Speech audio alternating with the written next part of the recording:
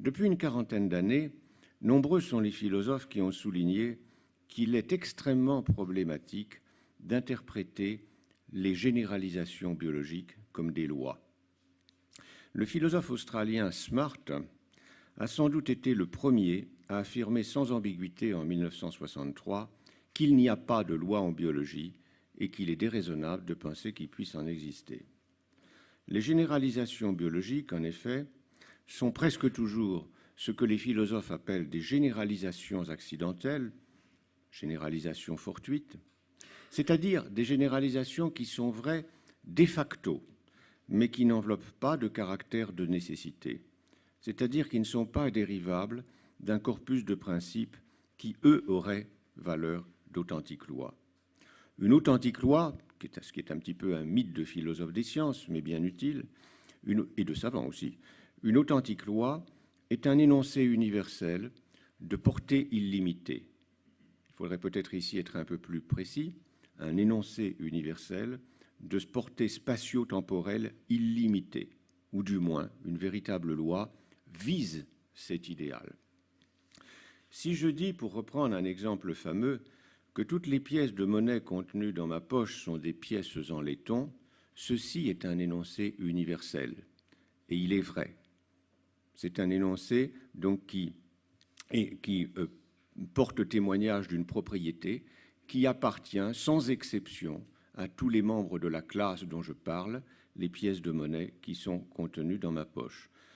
Mais bien entendu, personne ne penserait à dire que ceci est une loi. C'est exactement ce qu'on appelle une généralisation accidentelle. La généralité de cette formule est contingente. Elle s'explique cependant. Elle dépend d'une série de causes et d'effets particuliers qui ont abouti à cet état de choses hic et nunc.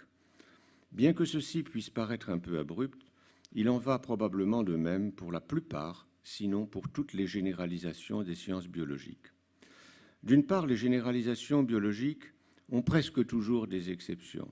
Le code génétique n'est pas universel, il n'est pas vrai que les propriétés héréditaires des organismes soient toutes portées par l'ADN, il n'est pas vrai que telle voie métabolique liée à la respiration implique toujours le cycle de Krebs et des choses de ce genre. De toute façon, ceci n'est pas un très bon argument. Il y a certaines généralisations biologiques qui sont vraiment universelles, mais qui ne sont sans doute pas des lois. D'autre part, et plus significativement, il n'est pas possible d'interpréter les généralisations biologiques comme signifiant que les choses devraient être ainsi. Devraient, même si l'histoire passée de la vie n'avait pas été ce qu'elle a été sur notre planète. On peut penser ici à la très belle image de Stephen Jay Gould. Il nous dit, imaginons que l'on rejoue 2000 fois la roulette de l'évolution. Qu'obtiendrions-nous? Obtiendrions-nous des organismes ayant les mêmes propriétés? Si c'était le cas, nous pourrions parler de loi en biologie. Si nous en doutons, eh bien, peut-être est-ce un mot qui est de trop dans notre boîte à outils épistémologique. Nous n'avons guère de raison d'affirmer, par exemple, que s'il existait sur d'autres planètes des organismes aérobies capables de tirer de l'énergie à partir de la dégradation du pyruvate ou des acides gras en hydrogène et en gaz carbonique, nous n'avons aucune raison de penser que de tels organismes le feraient nécessairement par le moyen du cycle de Krebs, le cycle citrique.